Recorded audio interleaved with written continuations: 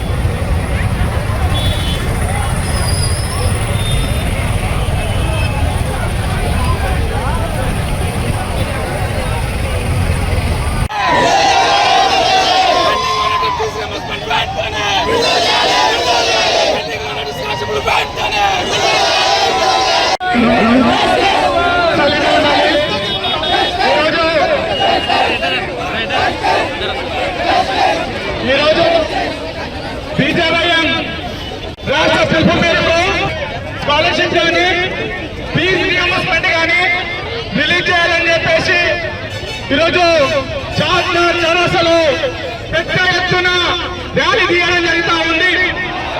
ఈ యొక్క పునాదులు కల్పించి ఈ ప్రభుత్వాన్ని కూల్చేస్తుంది. ఈ జంజీ విద్యార్థులని నువ్వు ఆశామాషిగా తీసుకోవద్దు. నువ్వు తక్షణమే ఈ స్కాలర్షిప్ విడుదల చేయకపోతే రేవంత్ రెడ్డి ఖబర్దార్, నీ